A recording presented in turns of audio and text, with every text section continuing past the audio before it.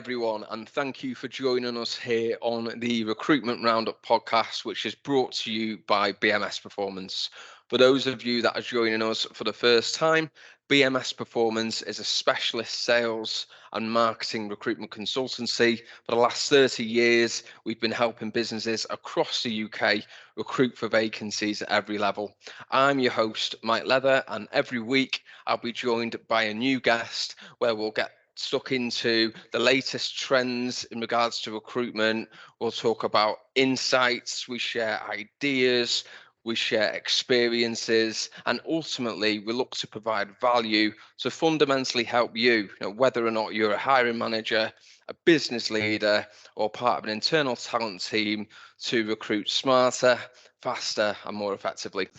Welcome everyone to another episode of the Recruitment Roundup podcast, brought to you by BMS Performance. Today I am joined by Sam Muziarira, who was actually a guest on the first season of the podcast, and he's welcoming us with his presence once again. Nice to have you on, Sam. Cheers, Mike. Thank you for having me again. A pleasure to join you. Season 1 podcast was one of our most popular, so I'm looking forward to seeing how this goes down today. So without further ado, let's get stuck into it. So the subject today is tips to develop a gold standard recruitment partnership. If you are a recruitment leader, a sales director, or anyone else involved in working with recruitment consultancies, and you are becoming a little bit frustrated about the success of the recruitment partnership, or you're just wondering about how you can improve that recruitment partnership, then hopefully you get a lot of value from this podcast. The aim of it is to give you a perspective from inside a recruiter. So me and Sam today will be talking about our tips to develop a gold standard recruitment partnership. So a lot of what you'll hear will be information from our perspective. So I hope everyone finds a lot of value in it. So we'll get right into it. So Sam, what was your number one tip, or your first tip even be, in how to develop a gold standard recruitment partnership? Yeah, Mike, it's such a great question. And I think in my job, and I think about the things that would obviously make the relationship easier, but also aspire for that, gold recruitment partnership that we're aiming for. I think there's no better place to start than communication, really. I think that is the absolute foundation and cornerstone of any successful relationship, especially in recruitment. Yeah. Why is communication so important, do you think? I think you're right to pick on that as a first one, by the way. Yeah, I would agree. Yeah, I think it just boils down to the start of the process, in terms of when we speak to a lot of clients within the industry and just looking to really understand what is the most important thing to them. Obviously as an organization, the communication needs to be something that we understand, when we represent them. So being able to have that communication in terms of being available over the email, be it over the phone, and just, the process starts right from the top, in terms of, that initial job description, being briefed on that job description, understanding what the role looks like, understanding what those requirements look like, and ensuring that communication is something which is consistent right the way from the top down, is just something that I think is so pivotal as part of recruiting and aiming for that gold standard recruitment partnership. Okay, so we started talking about the briefing. What specifically do you mean on that subject then, in terms of the communication? What does good communication look like in terms of briefing your recruitment partner? Yeah, I think good communication in terms of briefing your recruitment partners, firstly, comes down to being available to have that brief, right? In terms of we've got the vacancy. Let's arrange some time. Let's go through the understanding of what the role looks like. What is the candidate? What is the profile? What is the job? What is it doing? And just being available for that initial conversation. I think that's so pivotal, even though it sounds so obvious when you speak about it now. It does sound obvious, but how many clients will send us a brief on an email? Say, this is what we're looking for. Here's a job description. This is a salary. Please get in touch with some CVs. 100%, right? And you've hit the nail on the head. It's it is frustrating when you get instances like that, when you've received the job description on email, which is obviously, it's great to work on a vacancy, but without that communication, being able to successfully ask the questions that you need from our perspective to get that real buy-in, to understand exactly what those requirements look like. Without that, you're probably setting yourself a bit short, and without that communication right at the top end, it elongates that time to hire, which isn't what we're looking to do. So what's the best way to brief your recruitment partner, would you say, if you have a vacancy? Well, ideally face to face. That's like the dream scenario. But yeah, I think when you do have a vacancy, the best way to to brief your recruitment partner is to firstly arrange time, over a Teams, book the time in the diary, and yeah, hopefully that brief is with the hiring manager, who probably has the most invested interest regarding who they are looking to bring into their team, and yeah, sticking to that time, and yeah, allowing the recruitment partner to ask as many questions, and equally for you to ask as many questions in turn, as part of the process. Yeah, I mean, there's so much we could go into there. Well, we'll touch on access to hiring managers in a second, but I think within that briefing, I know from being in recruitment for 10 years, what we like is to have a job description, to understand who you've seen previously, why weren't they a good fit, why the people were a good fit, which companies you might hire from, which companies you wouldn't hire from. Access to hiring managers is absolutely crucial from my perspective. I think if you've got internal recruitment teams and they hire across a multitude of disciplines, some industry sectors are more lift and drop, so someone must have done X qualifications to be a fit for a certain job. But in sales recruitment, where it's so much about the soft skills, how someone comes across and getting that character fit right, not just to ensure the person's got the right attributes to be successful in that sales role, but also so that the company hiring knows going to fit into the market that they're selling into. Meeting that hiring manager to get a feel for their personality is absolutely crucial, isn't it? Makes such a massive difference, Mike. When you speak about soft skills, when we are looking for those soft skills, who better than the person who's hiring for the team to really look to understand what soft skills they look for. But apart from the soft skills, just the actual personal skills that we would get in terms of assessing, knowing what that hiring manager likes, knowing what they are like as a person, when we represent them speaking to the candidates, it makes all the difference for us. I think about when I joined BMS, when I was speaking to Rob regarding the process in terms of who you are, Mike, and the things that I think it makes a massive difference as a candidate, to get that buy-in as to who the manager would be. Yeah, it reduces time to hire, doesn't it? Because at the end of the day, if you can get a feel for someone's personality, then you know whether or not to match this candidate to them or that candidate. Just because someone looks good on paper, it doesn't mean they're going to be the right fit. So the access to the hiring manager is something that is really important, I think, in developing a gold standard recruitment partnership, because it allows a recruitment partner to really understand your business in more detail, understand what works, what doesn't. What about the interview process and feedback on interviews? Talk about communication around that and why good communication within that can help really develop a recruitment partnership. 100%. And communication is so key in terms of that feedback process. And when we speak about feedback, and that is not just feedback from the initial brief that you'd have taken and understood what the role looks like, but also feedback at that initial interview stage, feedback at the first interview, being able to provide accurate feedback, constructive feedback, good or bad, and in a quick amount of time. That says so much about a company when they're able to, say that. And I think about, if I'm a candidate, the amount of time that they would have invested in terms of doing that research. And, there's nothing worse than, as a recruiter, waiting for feedback, if it's, taking days on end, for that to come back. So feedback at every stage, consistently at first stage, second stage, in a quick amount of time, constructive feedback is so key. Yeah, absolutely. I think alongside communication comes commitment. Yeah. Big thing. I know for BMS, and I would imagine 99% of all other recruiters out there, regardless of what types of jobs they recruit for, whether it's contract, whether it's perm, wants to work with committed clients, especially if you're working on a contingent basis, where naturally your recruitment partner's taking on the majority of the risk. So feedback quickly after interviews signals commitment, respect for the process, all of those good things. So underline this point before moving on to point two as well.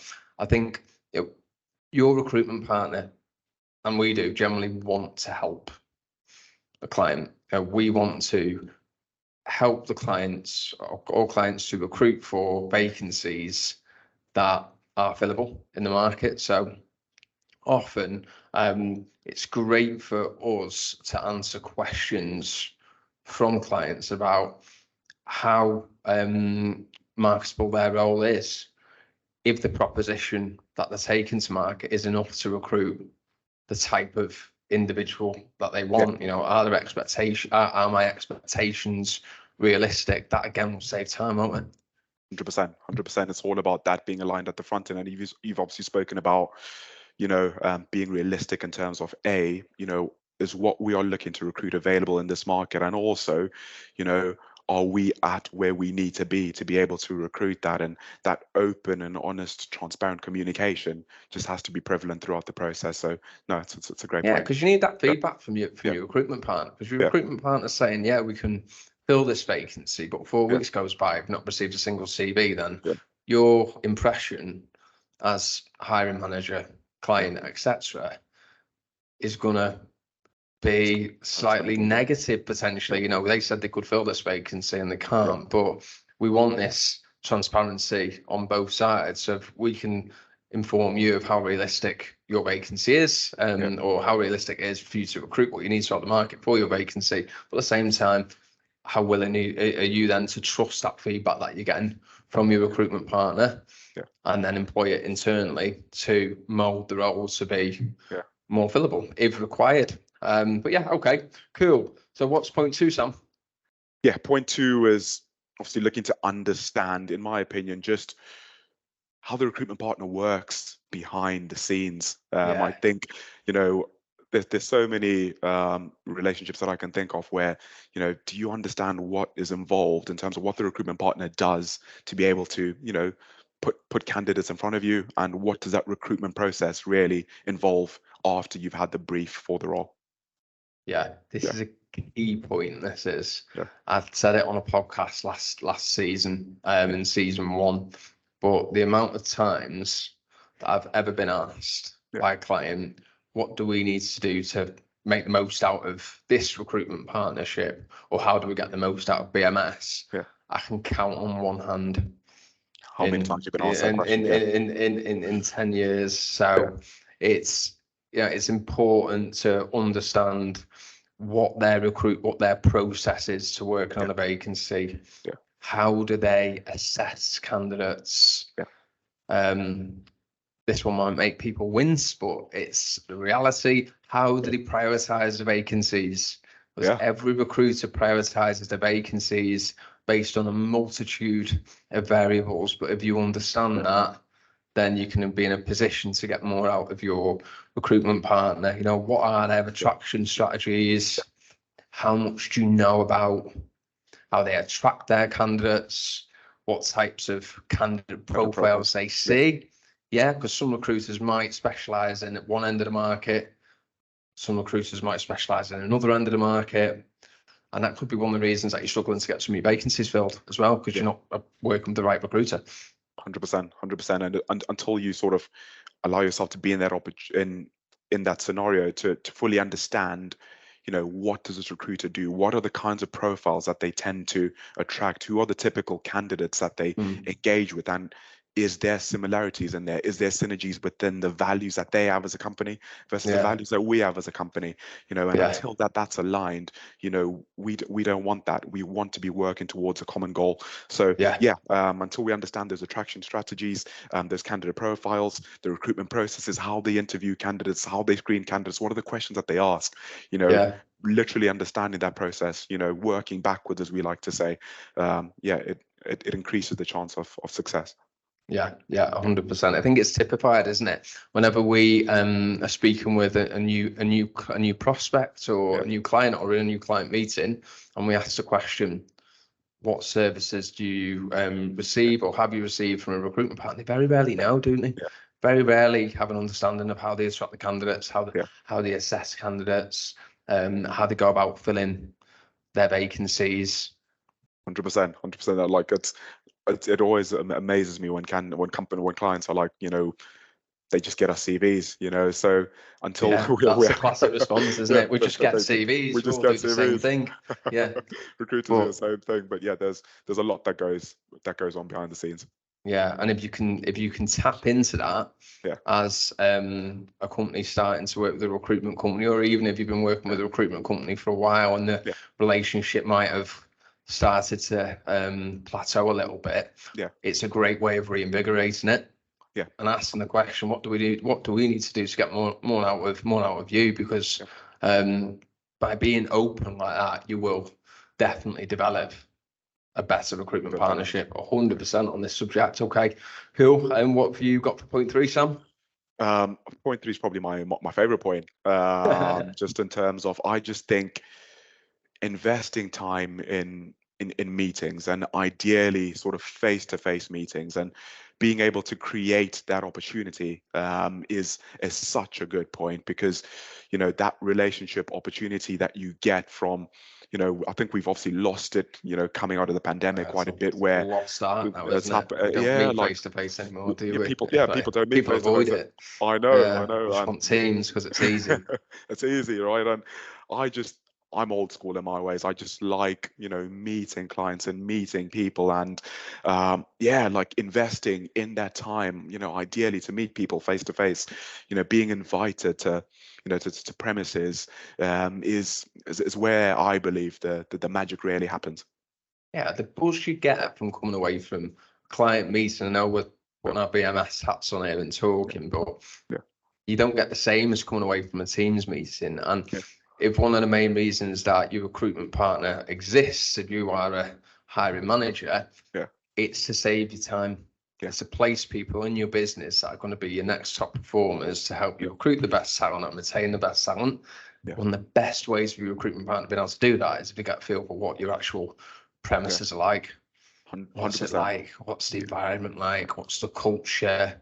All of this really good stuff. And face to face is obviously the utopia. That's a great way of really getting to know your recruitment partner and developing a better relationship. Along this same train of thought, what other ideas have you got on this subject? Yeah, well, of course, face to face, being invited to site is amazing, but there are loads of other ways that we could look to meet. So within that, there are opportunities like exhibitions. I think that could be something else that we could look to be, to be invited on and working together on, and having an opportunity to do that. Field visits. Like being an opportunity to shadow and train, to understand what's it like. A really good understanding of the job. If you're shadowing a BDM out in the field within reason, depending on the environment they're going into, then you really get to experience that person's challenges firsthand, and then that then enables you to find talent who is going to be able to deal with them challenges, or has shown that they've dealt with them type of challenges before that you might not have even thought about because you've not seen the role firsthand. Yeah, and equally expressing on this, like I've actually got an example when I was speaking to a candidate, and they were speaking to me about a vacancy, and it was a role that I was working on, and they asked me like a question that I actually hadn't been asked and I hadn't thought of, and they're like, "Look, Sam, is this product going to fit in the boot of my car?" Right? And to be honest with you, like it was a piece of a capital equipment, and a surgical device which is used in ophthalmology, and I wouldn't have known the answer to that question had I not been invited to an exhibition. And luckily I did, and I could really, paint the picture and be like, look, candidate, like, this product, to answer your question, it actually cannot fit in the boot of your car. It depends what kind of car you've got. If you've got one of those old school Hummers, then maybe, but unfortunately not. Like it's just, I was invited to the exhibition. I was able to paint the real picture, understand what the product does, see it hands-on, and that extra buy-in that I got from a recruiter, I filled that role. And I think if I hadn't gone to that exhibition, maybe I would have missed out on answering that question and probably relaying, and representing the client in the best sort of possible way. Yeah, great point. How important are recruitment reviews, weekly catch-ups to developing a recruitment partnership? Yeah, ultimately, I live and die by recruitment reviews and weekly catch-ups. I just a massive advocate for them. Every time that I've got an opportunity, quarterly reviews, quarterly reviews, annual reviews. It's just so important for us to be able to assess, what's been going well, what's not been going well. So I'm a massive advocate for including recruitment reviews, but also a step above that. A lot of the clients that I work with, the key clients that I work with, we have weekly catch-ups, and these are recurring catch-ups that happen, either on a Monday or at least once a week. We know exactly, we can provide up-to-date updates, real life scenarios where things are up to, what candidates are saying about them in the market, and any opportunity that we can increase as many touch points as possible. It all points to that that utopia that we're aiming for in terms of that gold standard partnership. The more you talk and you say touch points, and what we mean by that is the more we're engaging with each other, the stronger we build our relationships. What would you say the impact's been if you talk from your personal perspective? Because I know firsthand you do a lot of recruitment reviews, you do a lot of weekly catch-ups, and that's something that you're bought into as much as your clients are bought into. What's been the impact on those recruitment partnerships of having these regular catch-ups? Yeah, I think ultimately the end impact is that the relationships have certainly grown and developed. But I think the most important thing is why we do this job and why I do this job is because I'm passionate about helping, and I believe, and based on the recruitment reviews and the catch-ups that I've had with the clients, is the relationship has gone to another level. They've been able to fill their vacancies in a quicker amount of time. They've been able to identify talent that is making a positive difference in their organizations. So, I think what that's allowed me and us to do is, ultimately to create a win-win, for the clients that I work with in terms of, what they're looking for, but also, for me as an account manager and for us as BMS, that our, recruitment goals are aligned and we're working towards that true North Star, which is, gold standard partnership. Love it. Right. So moving to the final point of the podcast, Sam, what's point 4? Yeah. Well, it's obviously, one of my favorite points. I've got quite a few exciting points that we've spoken about today. But considering working, exclusively, with your recruitment partner, but also considering working retained. And if I think about some of the, the great relationships that we have as BMS with some of our top clients, is being able to be given those opportunities, to work, on an exclusive basis as the sole supplier on a vacancy, and also work on a retained basis again as a sole supplier. And I suppose, that the key benefit for that is, the more commitment that we are getting, from the client, and equally the more commitment that we will provide them in turn, the more the message remains consistent, and it is the truest partnership in every sense of the word, right the way from communication, understanding the briefs, going through the job descriptions, feedback, the process, right the way from the start until the vacancy is filled. Yeah, absolutely. I mean, look, we're not saying here that you have to work on an exclusive or retained basis to have a great recruitment partnership. But it's definitely the reality that more commitment and the more of a closer relationship that you're willing to form with your recruitment partners, naturally, that will be reciprocated. And the more risk that is mitigated on the recruitment partner side, the more they will be able to do for you. So okay, great. Well, thanks, Sam. Really enjoyed that. Where can people find out a bit more about you? Cheers, Mike. Look no further than LinkedIn. So Sam Musiarira on LinkedIn. If you could kindly look to connect with me there. I like to try and share as much insight and value, as well as personal posts on stuff. So LinkedIn's always a great place to find me. It is in the description below. So look forward to connecting with as many of you as possible. Great. Okay. Well, thank you everyone for tuning in, and please join us again next week, where I'll be joined by my colleague Laura Tucker, and we'll look to bring another great episode to you. Thank you. Bye. Well, that wraps up another episode of the Recruitment Roundup podcast. Thank you very much for listening to the show, to watching the show. We really appreciate your support. It would be absolutely fantastic if you could give us a rating on Apple, on Spotify. Give us a review. Any feedback really helps and is massively appreciated. So thank you once again for joining us, and we will hopefully see you again next week.